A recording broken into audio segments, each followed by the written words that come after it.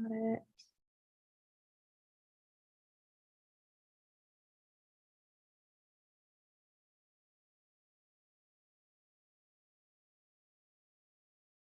Letting in Priscilla. Hi, Priscilla. Hi, Priscilla.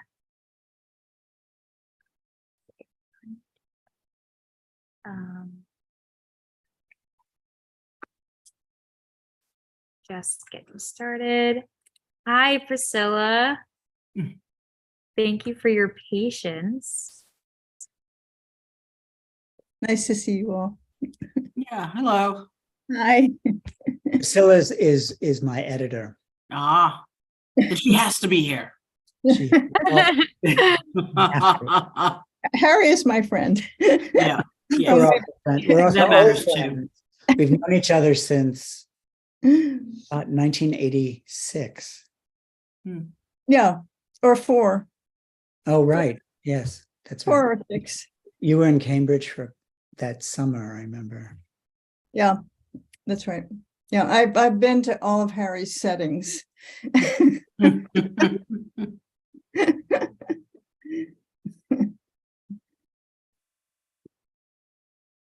Okay, well, it is 7:01. How do you all feel about getting started? Sure. Sure. We can also wait a couple minutes. That's absolutely fine too. Does your system tell you if there are people on YouTube or no? See, I see we just started the stream, but it looks like we have 1 on YouTube. Okay, well. And we have 2 here. Yeah. Yeah. 2 here, but 5 of us in the room total. Okay, well, again, hopefully maybe a few people will come on. But I'm fine with going ahead and getting started. Let's go ahead and get started. Well, welcome. We all know where we are. Welcome to It's All in the Mystery to me, H.N. Hirsch, in conversation with J.M. Redman, hosted by the Bureau of General Services Queer Division. My name is Bella, here with my partner, Ben. We are actually zooming in from the Bureau because we were staffing it today. But the Bureau is a government agency for a government that does not yet exist, designed to create a space for queer books and queer culture, which is what we're doing right now. We are an all-volunteer run organization, so we survive on donations, which we can take via Venmo, and I will put that information in the chat. We also have both of tonight's books on sale via our online shop, and I will put these links in the chat as well. So I'm going to go ahead and put that in the chat, and I'll turn it over to the 2 of you. Okay, thank you, Bella. And all the little ships at sea out there. I am J.M. Redman. I have, this is my 11th, we'll do that, 11th Mickey Knight book set in New Orleans, PI. I have, that award-winning, I've won 3 Lambda Literary Awards, a Forward Award, Goldie Award, a few others, yada, yada, yada. Been around for a while, and just I'm happy to have a new book out, and thank you, Bureau of General Studies, Queer Division, for hosting us. Harry, do you want to introduce yourself? Yes, thank you to Eugene and to the Bureau. My name is Harry Hirsch, and I publish under H.N. Hirsch. And I have published now 2 mysteries. One is called Shade, came out last summer, and the second is called Fault Line, which came out this summer. And the third in the series is just going to press and will be out next summer, and is called Rain. Jean is the much more experienced writer, so I will let her guide us at the beginning. Yeah, that's called dump the work on the girl. Okay, no, that's fine. It's actually very true. I think I've done a few of these things, and what I thought in past ones, what I've suggested we do is just do a quick, brief reading, maybe a first sentence, a paragraph, or stuff like that. If you want to, I will go ahead and start. I am starting right at the fairly early on in transitory and just right in the first chapter. If I can get the light right. As I said, I moved and things have moved around a bit. So New Orleans is a city with a dream that stopped at a bar along the way. No, not one of those raucous tourist joints on Bourbon Street, but a bar of storytellers.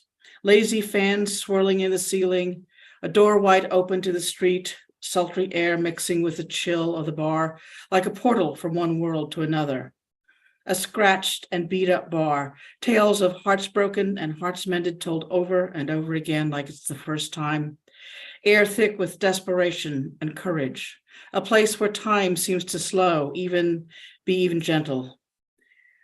One low step from the entry to the sidewalk to trip you if you're not careful, just like life. I've lived in New Orleans most of my years, and I've spent a good part of them in a bar like that. That's Okay, good. your turn, Harry. Well, I will read the first paragraph of Shade, which is the first in the series, which introduces one of the main characters, Marcus, and it's a very brief prelude to the actual story. At first, he did not think it would be anything, just a quick meal with a former student. He didn't know a young life was about to end, or that his own life was, in a way, just beginning. Thank you. Okay. And if you want to find out how the stories end, you have to buy the books. Right, exactly. Which, you don't have to buy the books, but, you're going to be left hanging. No, you have to buy the books. You have to buy them. You will know, or you're left hanging and wondering what happened, and you will never, ever know. Right. Yes. Okay. And one of the questions I like to ask at my panels when I'm moderator is, particularly in a mystery panel, is to talk about why someone would hire your particular detective or not. And so I just came up with a little fictional scenario. Some family heirlooms are gone. A no good nephew is missing after they disappear. The brother was seen driving away from the swamp late at night. So the family wants to find out what happened, why the nephew disappeared, why the family heirlooms disappeared. Was there murder involved? Was there not murder involved? Was it theft? And so let's talk about why our particular protagonists either would be the ones to take the case and why, or maybe even the ones to say, not going there. Well, I had my mysteries focus on a gay couple, Marcus and Bob. And Marcus is an academic and is an amateur sleuth who is drawn in to the first crime because one of his students is murdered. Mm-hmm. In the course of doing his sleuthing, he meets Bob and they become a couple. And Bob becomes a lawyer. Mm-hmm. And in the second novel, Fault Line, they have gotten together. They're a couple. They have moved to Southern California, to San Diego. And Bob is an assistant district attorney. And he gets drawn into a murder case through his job. And in your scenario, Marcus might be interested if the no good nephew was one of his students. Mm-hmm. Otherwise, I don't think it would be his kind of case. Bob is a defense attorney, a criminal defense attorney mm-hmm. now. And I think he would be interested because, at least so far, the case is very circumstantial. And he would think that the state and the police don't really have a very good case here for murder. There's a saying among criminal lawyers and the police, no body, no murder. Mm-hmm. It's very hard to get a murder conviction if you don't have a body. Mm-hmm. And at least so far, we don't know if there even is a body. So I think Bob might be drawn in to defend this fellow because initially he thinks the case is very weak. And then all sorts of complications could develop. They could find a body or not find a body. I could see the story going that way. Okay. And What about your sleuth? well, she's a private investigator, so she works for money, and she's taken some cases where she fully admits that the only reason for doing them is to get to cash the check. And I think, you know, she's trying to kind of walk the line. So I think she would certainly come and meet with the client, see what they actually wanted her to do. Do they want to do they feel it's a murder investigation? If it's a murder investigation, she's, you know, sometimes she gets involved, but, you know, really that's police business. And it's something she tries to sort of say, no, I don't do murders. That's the cops. And so if it's sort of more of a things are missing, a missing person, a lot of what her specialty is missing person. She's done a lot of those cases. So this could be something that she would do. She would check out the families for new clients. She will check out the family's finances to make sure the check will clear. Because otherwise, when you step into family dynamics, and particularly family disputes, it can get real messy real quick. And Mickey's not really happy to find herself in those sort of things, but probably should look at it. And if they're, you know, like I say, they're paying enough and she can fit it in, she's going to do it, because that's what her job is. That's how she makes her money. Right. Right. Same with Bob. He's a lawyer. He needs cases. He needs to. Yeah. Well, it's sort of interesting because I think that kind of takes us to why do we choose the particular stories we tell? And I'm going to skip around a little bit because you said that one of the questions was you had a good story for it, and is, you know, how does the book start? Not that we sit down and writing, but thinking about the book, choosing where do we go with it? Who's the case for yours? You know, which one of your two sleuths is going to take the lead in it? Right. So can you talk a little bit about, you know, where do books start? Well, Shade, the first one, starts with Marcus, who is, and it's set in the mid 80s. And Marcus is a young assistant professor in Boston at Harvard, as I was. And the setup for the story very much matches my own. There's some of me in Marcus. And in the early 80s, when I lived in Boston, in the summer, I would go up to a little resort on the coast of Maine called Algonquin, which is a lovely little resort that has a gay colony and a French Canadian colony, and it's a charming place. I loved going up there. And what would I do there? I would sit on the beach and I would read.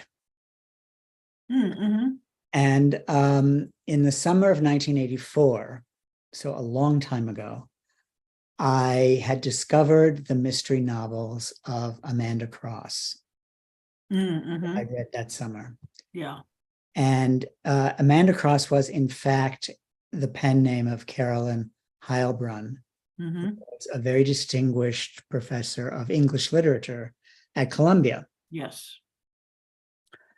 And I loved her books. Most of them were great, but there was one that I didn't think was particularly good. And one day, sitting on the beach with my friends in Algonquin, Maine, I finished the mystery that I didn't think was very good. And I slammed it down on the sand and I said, well, we could do better than that. And we started to hatch a plot about, I was teaching at Harvard, about a Harvard student who gets murdered. And I took notes. And I put the notes away for decades. And then most of my life, I was a political scientist, professor of political science. And as it happened, my last semester of teaching before retirement was the spring of 2020, which was, of course, when COVID hit. So all my plans for what I was going to do as soon as I retired went out the window.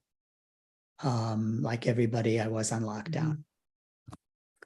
And I took out those notes from 1984 and I read them over and I thought, you know, this could really work as a mystery. Mhm. And I was quarantined at home and I needed Mhm. something to do. Yes. So I went out and I bought a bunch of books on Mhm. how to write fiction, which I'd never written before, and how to write mysteries. Mhm. And I started writing, and I really enjoyed it, and it came together, and this is the result. Yeah. So it really started with a mystery that I didn't like very much, but it was also here was this very distinguished woman, Carolyn Heilbrunn, Mhm. who was not afraid to also write fiction. You're right. And I thought, well, if she can do it, I can do it, maybe.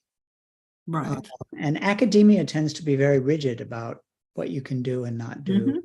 what counts and what doesn't count. And she really bucked that system, and I really admired that. Mhm. Yeah, my wife looks at me and sometimes says, "It's no fair. You get to make it up. I had to footnote it." Right, exactly. Right.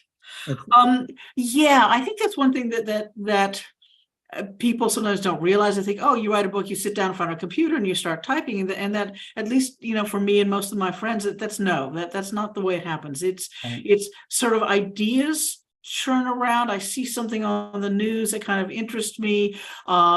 It plays into, and I start to think, okay, well, how would this work for my particular character? How can I tell this story? And over time things I said, okay, well, this could happen, and maybe this could happen, maybe this is how it starts, and maybe this is where I want it to end up. And so the book doesn't start with the writing of the book starts well before the writing. It starts when I start thinking about, okay, what would I make it into a book?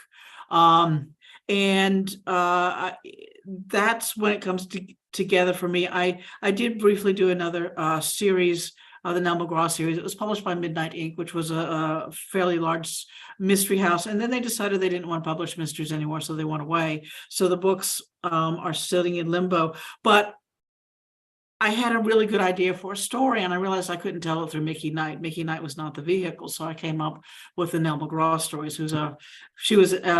Is sort of, well, in the limbo of fiction world, is a journalist, owns a small paper on the Mississippi Gulf Coast, like where I grew up, and deals with what happens when the skeletons of civil rights workers are discovered in town. And Mickey, it just wouldn't be an appropriate book for her. So it's thinking about those ideas and reading, and it's why you can have subscriptions to magazines and stuff and newspapers and say, oh, it's actually a writing expense, because a lot of things that you read about come into play. One of the things that I was reading about, it was a New York Times article, and I noticed it particularly because it was gay men going to bars, and then they were being drugged, and people were using their fingers to open their iPhones when they were drugged. And particularly because I saw a bar that I'd been to, and I'm like, oh, okay, that's not good. With some friends of mine, I'm like, hey, you need to worry about this.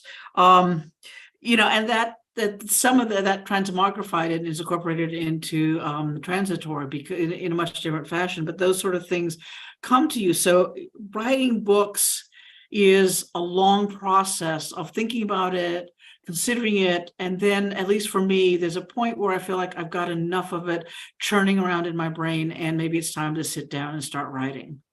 Do you use an outline before? I do not. You don't at all? I do not, and I know a lot of people do, and for my first book I did, because you're supposed to use an outline, and I put an outline in, and I realized that the book just sort of jogged off, because for me, sometimes I have what I call a roadmap. In other words, I know where I'm going to start. I do know where I'm going to end, and I pretty much know who did it. And then the actual writing of the book is taking the journey, is getting in the car, the bus, or the train, or plane, or whatever, and going to the places. And sometimes I find out, oh, this is really much more interesting, or this character walks in and they are doing something to the story. I need to follow that. Yeah, I start with a very general outline. I know what the crime was. Yeah. I know why it was committed. Mm-hmm. I have a general idea of who some of the suspects can be. And I know, of course, who's going to investigate the murder, whether it's Marcus as an amateur, Right. Bob as an attorney. But what I love about writing fiction is exactly what you're describing, which is that you start writing, and images, ideas, characters, scenes come to you. Mhm. And you don't always know, or you often don't know where they're coming from. But if you trust the process, it Right. comes. Yeah. And I love that. And it's very different than scholarly writing. Mhm. Which Yeah, I is- always figure they're coming from my brain, but sometimes it's a little scary what part of my brain they're coming from. yeah, you never know. Yeah. Why did you choose your particular characters and professions? Are they for you? Are they close to who you are? Who, the people you know? Marcus, there's certainly a piece of me in Marcus. Mhm.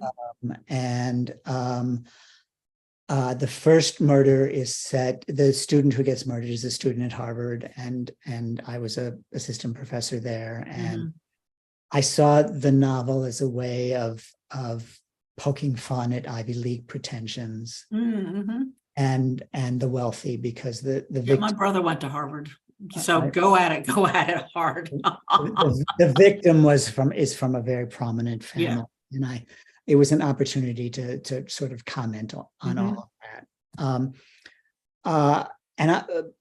But I also had in mind that I wanted a gay couple because I want to trace what gay life has been like. Mhm.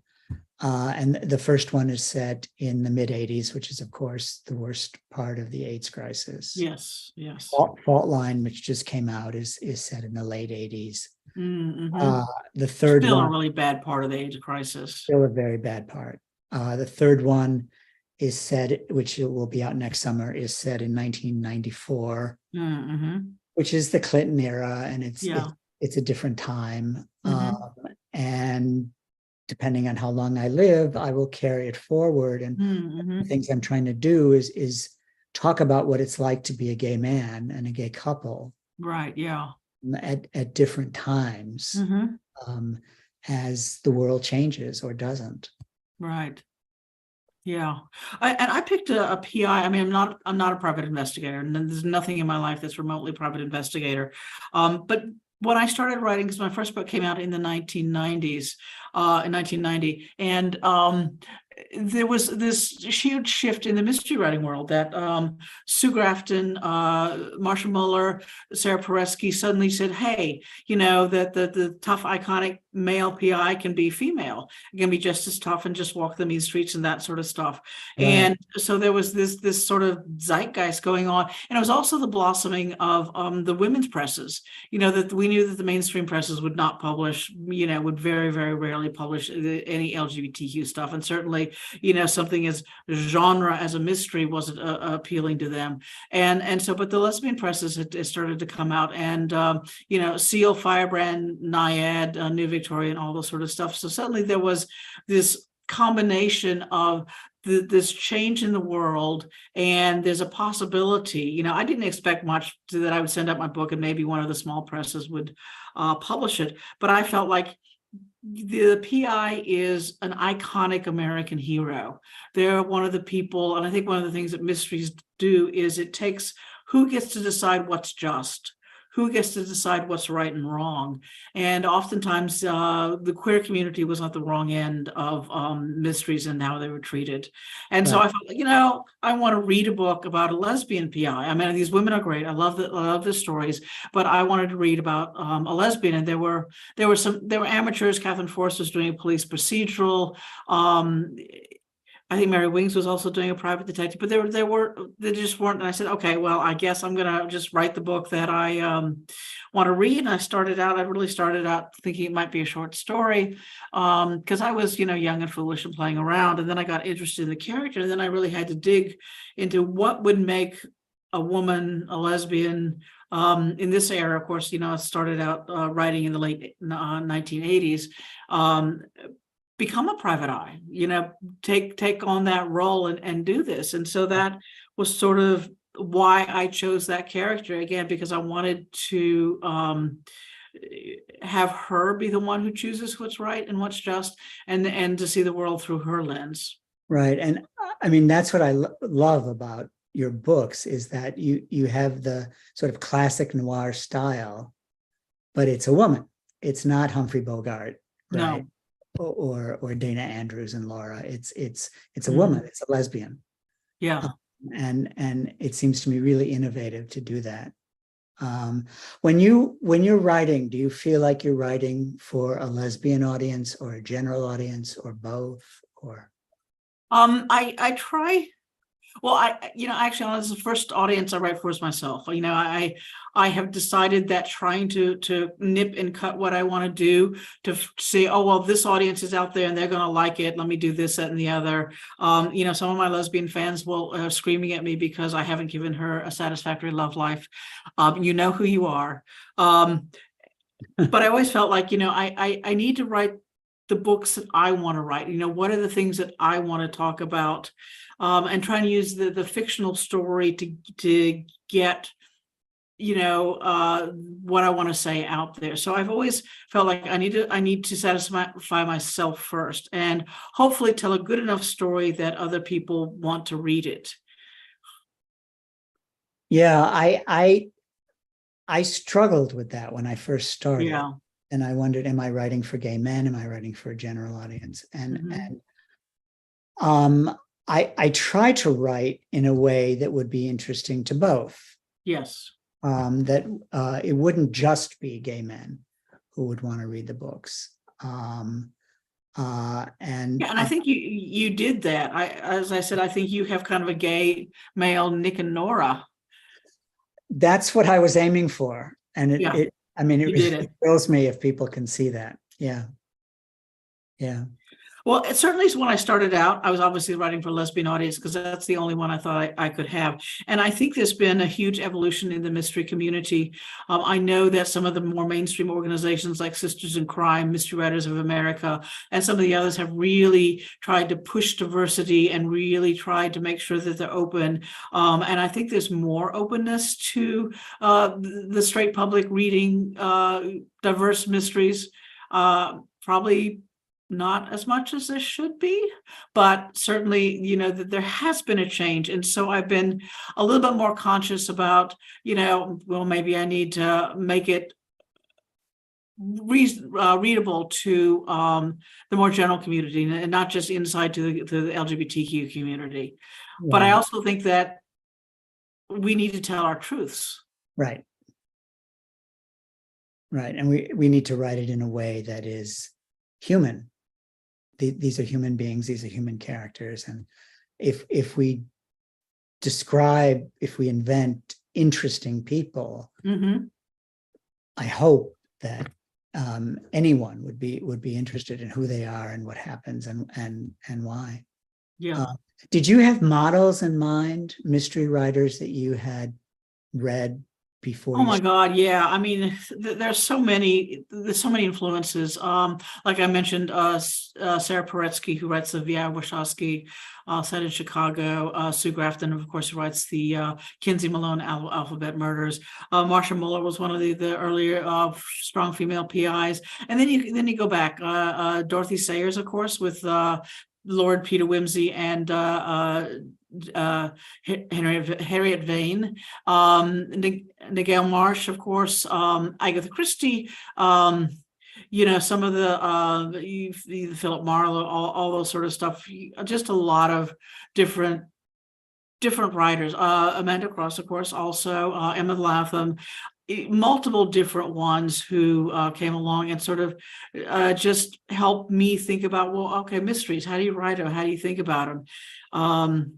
Yeah, and a lot of the gay mystery writers, certainly Greg Heron, Michael Nava, Catherine Forrest, Ellen Hart, who is a dear sweet friend, and I really admire what she's done with the Jane Lawless series. Others that are coming on now. I'm now reading Margot Duahi's Scorched Grace, which is about a punk nun set in New Orleans. So there's a huge, I feel like I'm always learning. I'm always learning more every time I read. Yeah. What about you? What influenced you? Some of the people you've mentioned, Dorothy Sayers, certainly. Yeah. In part because Harriet, some of them are set in an academic setting. Yes. So that appealed to me. Amanda Cross, of course. Mm-hmm. Stuart Woods, who Hmm. writes about the political world, and Yeah. my second Mhm. fault line is set in a world Yeah. of politics. Michael Nava, certainly. Right, yes. Me. Joseph Hansen. Yes. And some of the more recent people, Tana French, I think is great. I think if I were aspiring, it would be if I could write books that are as good as Michael Nava's books. Yeah. I would be thrilled. One of the things I noticed when I would read mystery series, and I tended, once I found a mystery writer that I liked, I tended to read several. Right.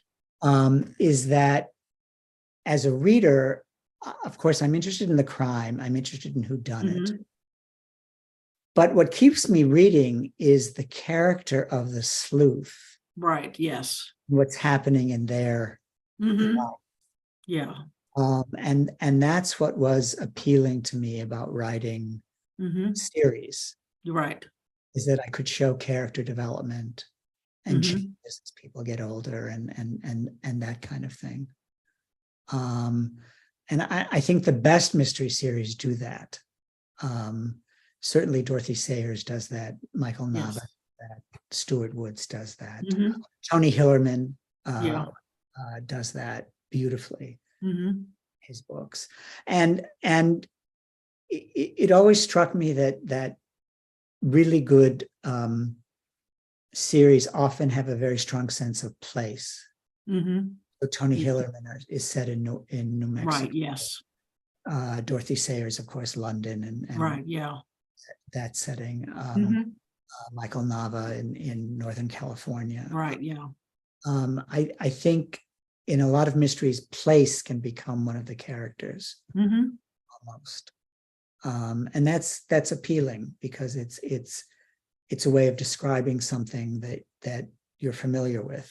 Right, yeah.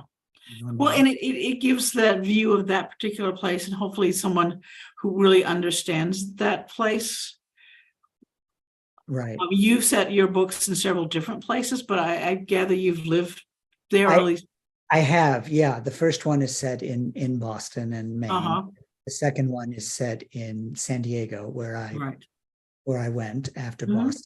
And the third one is also set in San Diego. And I think my sleuths are going to stay in San Diego for a while. Yeah. And it's an interesting place for a lot of reasons. It's on the border. Right. There are, it's a diverse community. There are immigration issues. It's an interesting place politically. It's not as conservative as people think. Yes. Although it is in many ways a very good place. It's certainly appealing to write about in that way. Yeah.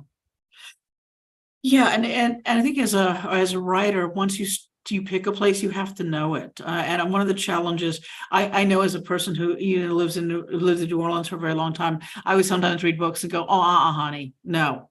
That there is no house like that in Tremay, because I live in Tremay, and there's no, what you're describing, it doesn't happen, it didn't happen, and that loses me almost immediately. Yeah, I picked New Orleans. I was living in New York City at the time, but I grew up in like I say, in the small town on the Mississippi Gulf Coast, about 90 miles east of New Orleans. My father was actually a New Orleans native. My grandfather, who I did not know, he died long before I was born, but he was a bar pilot on the Mississippi River. And a bar pilot on the Mississippi River is the person who they spend about 2 weeks down at, say, Pilot Town at the mouth of the Mississippi River. And when the big ocean-going vessels come up, the bar pilot goes out to the vessel, climbs up some awful rope ladder, and then that person navigates the boat up through all the sandbars and the bars of the Mississippi, because it is a very challenging thing. So there was always, we would go into New Orleans frequently on weekends and stuff, and visit with family. It seems that if you look at the New Orleans phone directory, every single Redmann person is a cousin of mine somewhere along the way. Yeah, I was living in Manhattan, and I looked in the phone directory in there, and there was this tiny little Radmann, in the Manhattan phone directory. And then I go to New Orleans, and it's like, oh my God, Redmond's. It's like, yeah, those big Catholic families. You spewed out a lot of them. So I always had this connection with New Orleans. I think there are ways when you're young, the world is so new to you and you reach out to it, and the way the light is, and the way, getting crawfish and doing a crawfish boil in our backyard. These things have such sensory memories. And so I felt like, yeah, New Orleans. I also, one of the things when I first started was there was a lot of, the fledgling LGBTQ stuff. It was set on the West Coast, Los Angeles, San Francisco, or New York. And I'm like, there's a big part of the country missing. I'm going to set it in New Orleans. Right. Yeah. And the sense of place in your books really comes through really strongly. Yeah. What's the hardest part of writing one for you? Oh boy. All of it? No. It's capturing those moments, that you have just these 26 letters to do something with, to try and take this blank piece of paper, blank screen, whatever, and suddenly create a world and create people in it. And I'm always thinking, am I doing it right? Am I capturing exactly what I want to do? I even do things like when I'm editing, I will say, do I need all these words? Is that really necessary there? Because one of the things I feel is that readers are taking a journey with you, and you need to use the words that you need to use. If you use more words, you are taking them on a bit of a circular trip. You're making them work harder. Right. Strunk and White, omit unnecessary words. Right. Cut out what you can cut out. Yeah. Yeah. And I think that's a particular issue for mysteries. I think mysteries tend to be lean. Yeah. That some other fiction genres are not. I struggle with that. The other thing I struggle with is clues. Yeah. I leave clues along the way. Right. Yes. But I don't want them to be too obvious. Right. Yes. Yes. But knowing where things are going, it's hard for me to judge. Is this too much of a clue? Is this not enough of a clue? I struggle with that. Yeah, and that's always a hard thing to do. And I like to be fair with my readers. I like to have them, I hate that sort of, and she read the note and then she knew who, whatever. It's like, tell me what's in the note. Right. And that's sort of a challenge too, is to make sure I'm giving the reader enough. And I'm also explaining why the incremental building of it that my detective figures out about when the reader figures out. Right. So that it's that fair thing. It's really hard to sort of make sure you stick it in. One of my tricks, and I think people finally figured out, is that I would have a subplot and I'd put a clue for the main mystery in the subplot. Which is sometimes because they're not looking there, they're looking here. Right. But yeah, it's hard, but you can always go back and rewrite it. Oh, right. And I love, once I have a draft, I love going back. Yeah. Working it and massaging it and taking things out and putting things back and wordsmithing and that I think for me is the most fun. Yeah.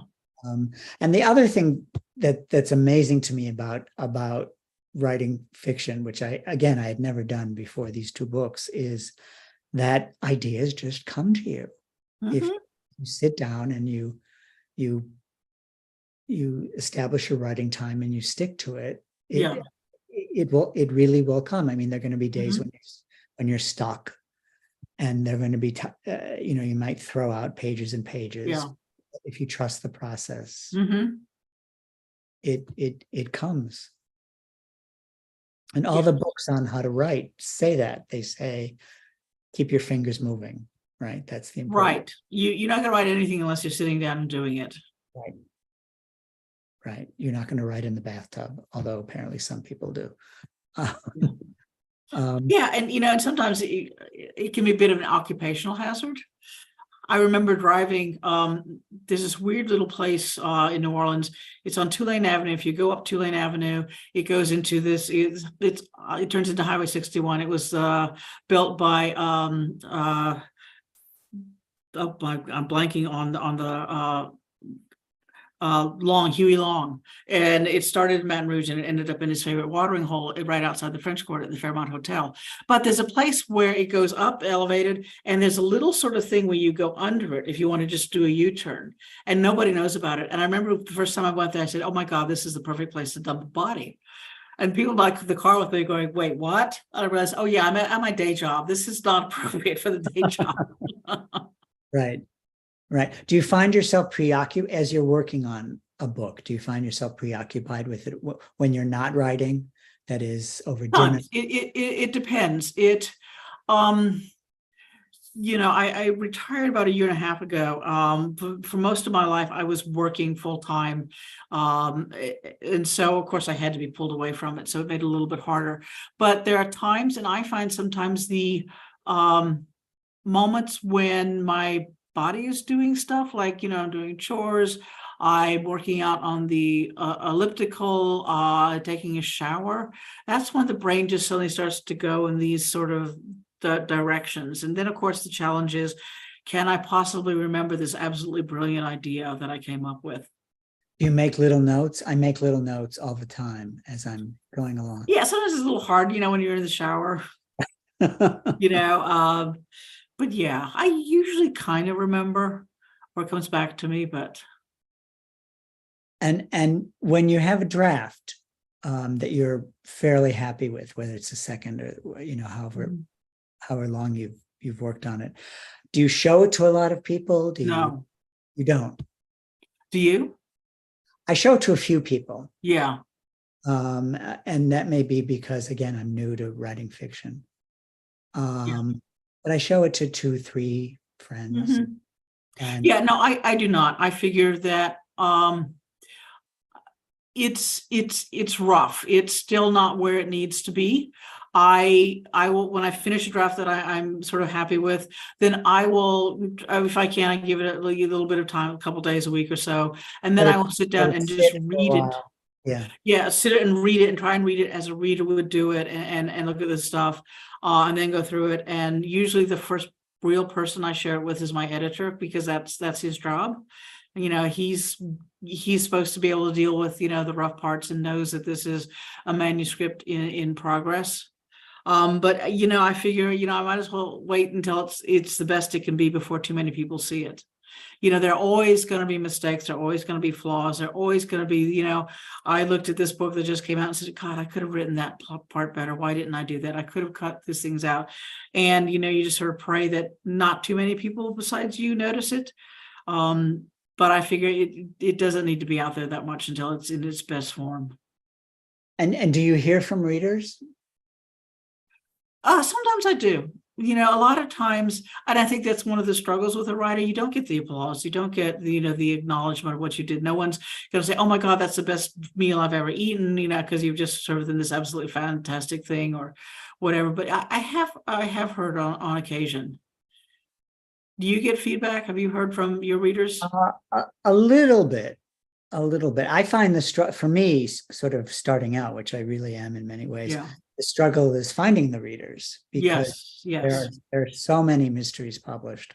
I had no idea, but apparently something like 100 new mystery novels are published in the United States every week. Oh yeah. So there's quite a lot of competition out there, and a lot of good ones. Yes, there are. So for me right now, that's the struggle is Mm-hmm. getting it out there, getting it noticed. I am not really good at social media. I do try and do a little bit of it. Some of the post on Facebook, post on that bird app that's going down the toilet. Some of the others as well. And sometimes I do get feedback. So, some people's like, I really like this book. Of course, I published in 1990, so I've been around for a while. and hopefully have at least developed some readership. But it's always hard, it's always hard, when you put a book out and you sweated blood and tears into it for years, and you don't really know whether anyone's going to even read it. Right. Right. And to me, that's one of the advantages of a series, is that someone may not read the first one or the second one, but they may read the third one. And then if they get interested, they'll go back and read the first one and the second one. I mean, I certainly did that with mystery writers I discovered. I didn't necessarily read things in order. Right. I would go back and read the previous one. I did that with Dorothy Sayers. And that's when it dawned on me that it's really often the character of the sleuth and the people around the sleuth Right.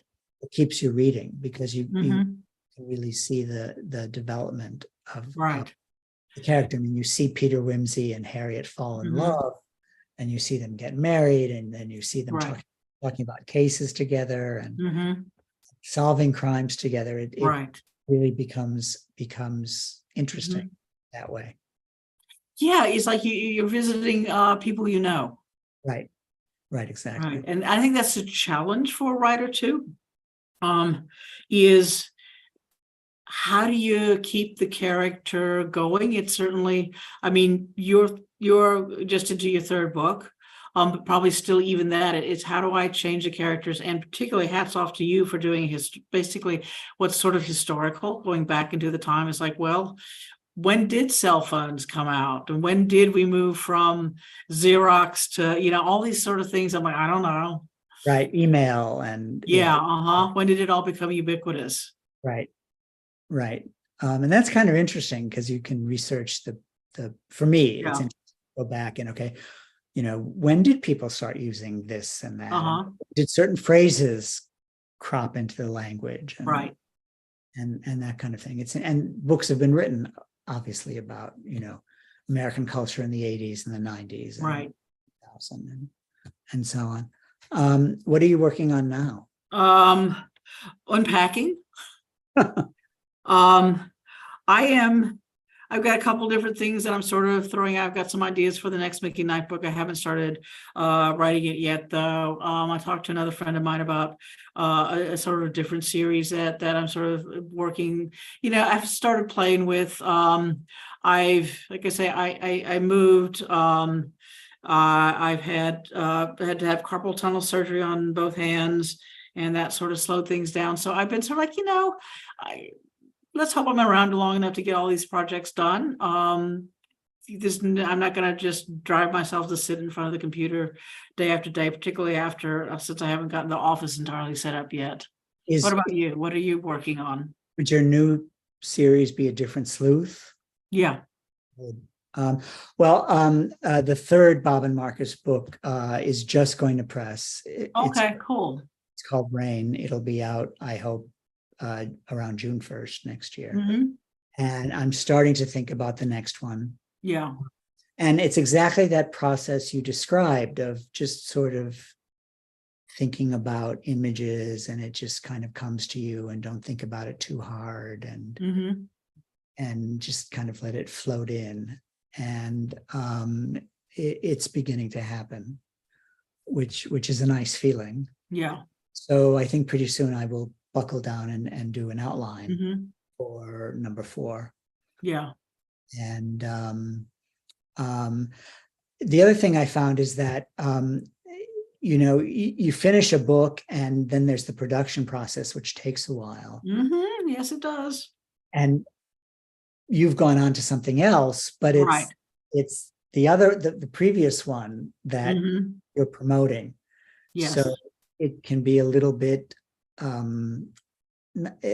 confusing almost.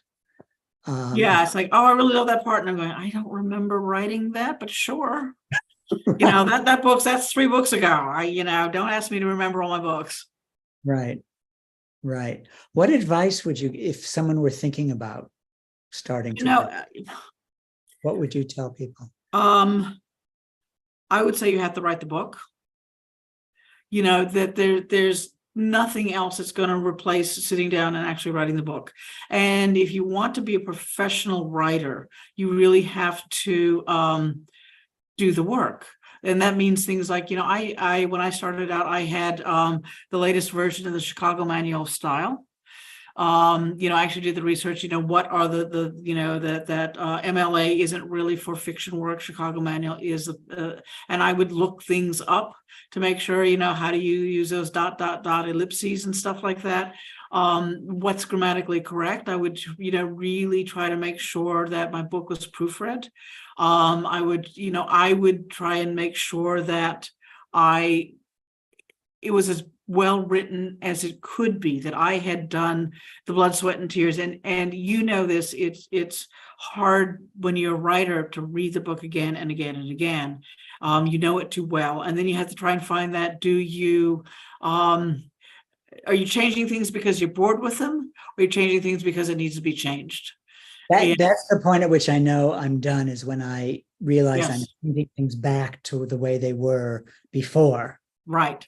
So I change something and then I change it back and I think, Right. aha, I'm done. Right. Right. Yes. Yeah. Right. One of the best pieces of writing advice I ever got was Hamlet could have used another draft. And I took that two meanings, is that you will never, ever have a perfect work, but you also have to let it go at some point, knowing that it could have used another draft, it could have used some more work, but you will never be as perfect as that idea, as that book. I remember Michael Cunningham was speaking at the Literary Festival, Saints and Sinners in New Orleans, and he talked about there being this perfect book that we're all trying to just pull out of our brains and through our words and through these stuff, and we never actually get that perfect book that's up there, but we get as close as we can. And I think for a new writer, it's finding that balance between really working hard and doing the best book you can, you know, and you need to read. You need to read. You need to read. If you're want to write LGBTQ fiction, read as much LGBTQ fiction as you can, and also read a lot of the other mystery fiction. Read the kind of books you want to write. That is part of your job. Right. Right. Do you, what I have found is that I do a lot of reading, but Yes. then when I'm in the writing stage, I don't want to read other mysteries because I Yeah. don't pick up the style of somebody else. Right.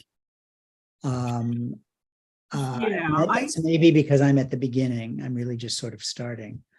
So the reading I do while I'm writing is it's generally not other mysteries. Mm-hmm. I read them which also can work, because you know sometimes you certainly read mysteries, but also read other stuff. Yeah. I finally read the Rise and Fall of the Third Reich in the last 6 months, which is a haunting book. Really haunting. But you know, read again. You know, as writers, things come to us from all different directions, and so if we're reading something, even it's nonfiction, it's whatever, it can still bring things into us as writers. So, you know, I say, open yourself to the world. You know, read newspapers, keep up with what's going on, keep up with factual stuff going on. And do whatever research you need. You need to do that. About your setting, about the time, about all that. Yeah. If you don't know a city well enough, make one up. Right. How do you think being LGBTQ, how does being gay influence writing mysteries for you? Well, certainly my lead characters are gay. Yes. And there's been a gay connection in each of the crimes of one kind or another. Whether it's a victim or a suspect or that kind of thing. As I said, one of the things I'm trying to do is talk about what it's like to be a gay man at different times, periods that I myself lived through, and in different settings. Yes. You know, not to sound I don't know what, self-righteous or whatever, but Mhm. you know, it wasn't that easy to be a gay man to be an Ivy League Yeah. professor and an openly gay man in the early Mhm. 1980s at Harvard, which is something Yeah. I experienced, and Mhm. Marcus, one of my sleuths, experienced. Yes. So that comes into it, and I also want my characters to illustrate some kind of universal theme Mhm. that would be interesting not just to gay readers, but to any reader. And there's a book about writing mysteries called it's by Chris Reardon, and it's called Don't Worry Your Mystery. Yeah. And one of the things he says is that, you know, you have your plot, you have your characters, you have your setting, you have your crime, you have the whodunit, all of those elements. But underneath all that, there should be some kind of point that you want to. Yes. He calls it an armature, which is an odd word. Yeah. But and I don't want to talk about what my points are because I want people to read the books and see them. But I can give you an example from the movies. Yeah. There's one of Meryl Streep's films is called Out of Africa. Yes. It came out in the 1980s, and in it she plays the Danish writer Isak Dinesen. Yes. It's early 20th century, and she's in Denmark. The man she wants to marry doesn't want to marry her, so she marries his brother. It's a marriage of convenience, and they go to Kenya and they buy land and they try to run a coffee plantation. And because it's a marriage of convenience, her husband is off seducing everyone, and she starts an affair with Robert Redford. Well, yeah, who wouldn't? Well, I wouldn't, but anyway. He can't act, but he's gorgeous, so it doesn't matter, right? So, and everything fails. That's the story. Yeah. The farm fails. The relationship with Redford fails. And Sidney Pollack directed the film. And I remember this interview with him that really stuck with me, where he said he figured out that what the movie was really about was possession. Meryl Streep's character wanted to possess this land. Yes. She couldn't because it was just too wild. So the farm failed. Yeah. She wanted to possess Robert Redford, but he wouldn't be possessed. So that there was a sort of moral to the story that was wider, bigger than the character and the plot and the setting and all of that. Yeah. And that really stuck with me. And I think that's one of the things I'm trying to achieve by talking about gay life at different points, starting in the 1980s and Right. Yeah. moving forward. Well, we often forget the history is so recent, you know, as older people, we have lived through it. And I think for people who haven't lived through it, you know, I was just seeing the thing on well, that Don't Ask, Don't Tell was gotten rid of 12 years ago. So 12 years ago and before, you couldn't openly serve in the military if you were LGBTQ. Right. You know, and we forget, you know, the kind of, you know, how hard things were, all the legal things against us. And I think that's one of the reasons I chose. I mean, I'm a lesbian, obviously, so I felt like I wanted to write it. But also, I think for mysteries, you know, mystery is often the outsider looking in. It's the outsider looking into society and saying, there's something wrong in this moral universe. And particularly at that point, and even today with everything going on, being queer is being outside. It's being outside so many things. And I think one of the things that, one of the exciting things about writing in mysteries today is we're beginning to see a much more diverse point of view. We're seeing communities that we don't normally see and being able to read, you know, even some cozy mysteries that are set within the Filipino immigrant community. We're seeing, you know, much more people and getting a view into a world that you don't normally see if you live in white, straight, middle class. And I wanted to say, there is this world. We do exist in this world. This is some, if you're straight and you want to read my books, you can get some view into what it's like being LGBTQ. And obviously I started back in 1990 with the first one when, marriage, pigs are going to fly first. Didn't believe that would happen. So it's always played into how do my characters see the world? How do they interact with the world? And one of the things that this new book, again, I don't want to talk too much about it, but it was how do communities who have been disenfranchised from mainstream institutions, if you don't trust the police, where do you get justice? Right. Right. And looking at that, particularly, for the queer community, from people of color and that sort of stuff. Right. And I think it's really important that those books get written.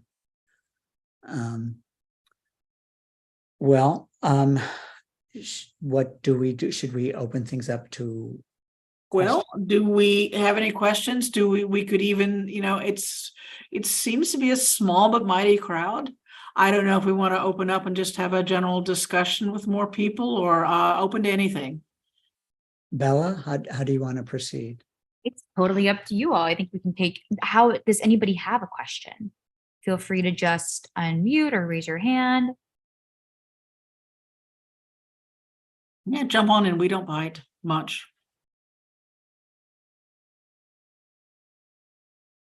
They can also type in the comments if they're shy.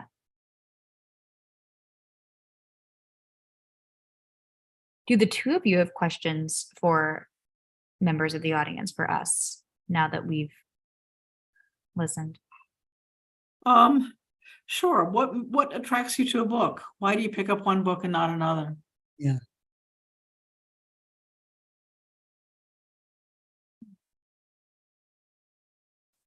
So I'll take a stab at that, if it's okay.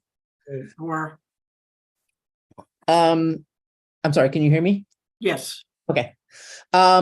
So I turned to books when I came out in the early 80s. I collect books. I have a spreadsheet. I've got 5,000 books in my personal library.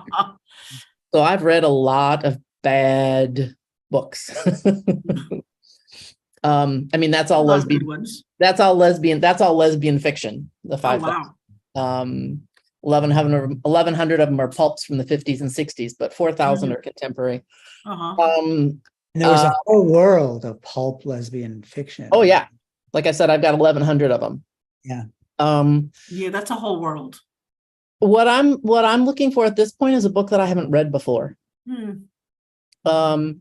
So I'm not sure exactly what that is, but usually in the first 10 pages of a lesbian novel, it's like, okay, sorry about the motorcycle going by. Here's your heroine. There's the one she's going to fall in love with, blah, blah. Okay. Been there, done that. Got the t-shirt. Yeah.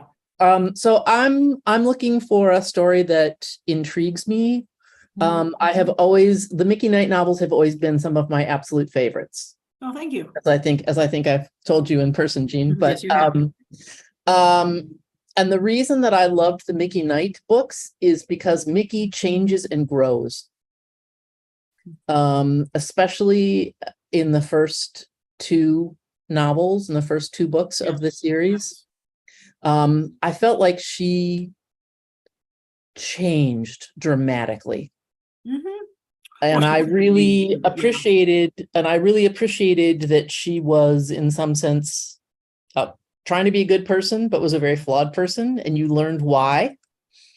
And you learned what she was trying to do about that. And you saw her trying to fight back, and you saw everything that was arrayed against her.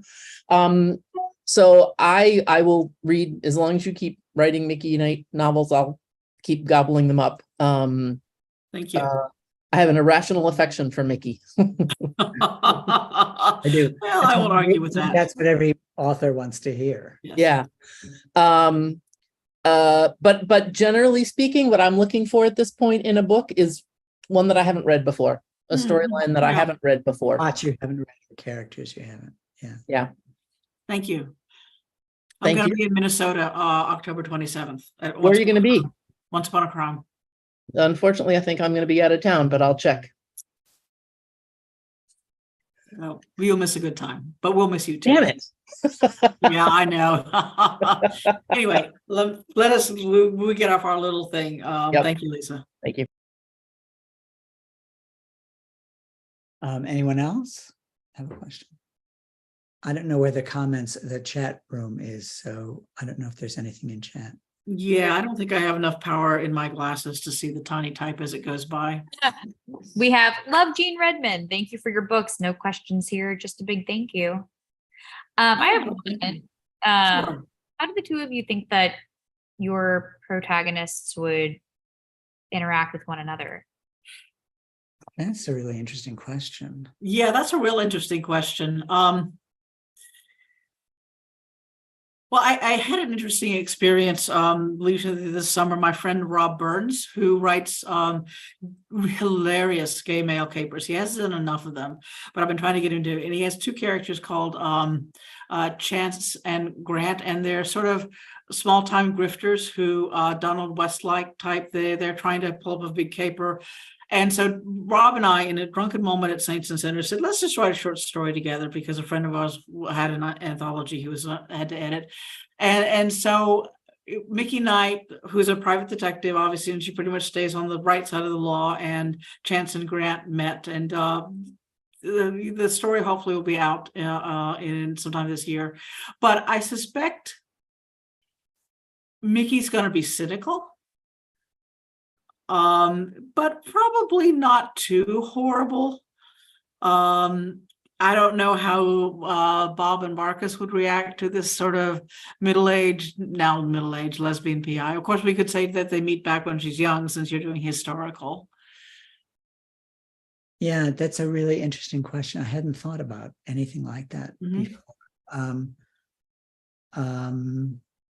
I think a lot would depend on the circumstances. What brings them together? Is it a case that brings them together? Or is one of them in trouble? Yeah. Does Bob go to New Orleans for whatever and get accused of murder? Yeah. Hires Mickey, that kind of thing. I could see something like that happening. Yeah, I mean, I think at the end of the day, they would probably respect each other. Yeah. They might not get everyone's world. I suspect Bob and Marcus are, I don't want to say more law-abiding, but probably more rule-abiding than Mickey is. Yeah, I think that's right. Yeah. They're certainly more middle class than Mickey. But that could make for some interesting maybe we should write one together. That would make for some interesting conflict. That would be interesting. And I think that's one of the things that a good book does, is it brings your characters into worlds that they're not familiar with. So, for example, in Shade, Marcus, who's from a very modest background, is brought into this world of extremely wealthy, well-connected Boston bombers, because it's their son that gets killed, and that has a lot of those sorts of circumstances have a lot of dramatic potential to them. That's a really interesting question. I'd never really thought about it. I mean, television does that all the time now. Yeah. Special Victims Unit people interact with Chicago Right. people, Yeah. and all that kind of stuff. Yeah. Which didn't used to happen, but it's happening. Yeah. now. It's probably the amount of time it takes to write a book, and then if you write half a book, but yeah, I had a fun time with Rob. Yeah, writing something jointly is hard. Yeah. I mean, I've tried. Yeah, there are some writers that do it. Yeah, but I think it's really challenging. Yeah. Anyone else? Other questions, other comments, other things people want to say or get off their chest? I have a question. When you guys write novels, you're writing like crime stories. Do you ever like write these characters that you like actually fall in love with, but they're the ones that you like planned to be the one who was murdered the whole time, and now like they're gone and you can't explore their story anymore? That's interesting. Yeah. I haven't gotten into that situation. but I only have a few mysteries out. But it's interesting that you mentioned that, because in this one that I'm sort of beginning to contemplate, which is number 4, there is kind of maybe a situation like that. And again, I think that's a situation that has a lot of dramatic potential. Yeah, usually when I start to write the book, I do know who's going to get killed, so I try not to get too attached to them. Somewhere along the way, I was flirting with killing off one of the more major characters, and I finally realized, if I do, then they're dead and gone. I don't write, the kind of science fiction where you can resurrect Spock or anything like that, and so I felt like, okay, let me think about this. How would that really affect the arc of the series? And I finally decided, I would, people would probably not like me if I did it more than they already do. And so I decided not to. But yeah, it's sort of, if you look at characters, and I think books, you have to walk sort of a narrow line. In real life, I mean, we all know that things happen, people die, people go away, we lose things. But in real life, in books, it's a much more concentrated world. You don't have the pull of daily living, the fact that you still, even though you're grieving someone or loss or whatever, you still have to do your laundry, you still have to go get your groceries, you still have these mundane things that sort of pull you through life. And in books, you don't get that kind of padding to help you through. So I'm very conscious of, what am I doing with my characters? How much can the reader take? Because I'm fairly noir, fairly dark, and so sometimes I try to say no, not going to do that. Not going to. That person's going to live. It's nice to have that kind of power. You get to live. You die. Right. Yes. Yeah. It keeps my friends in line. I say, you piss me off. Next book, pink tutu hanging from a meat hook. That's going to be you. I've never done it, but thank you for that question.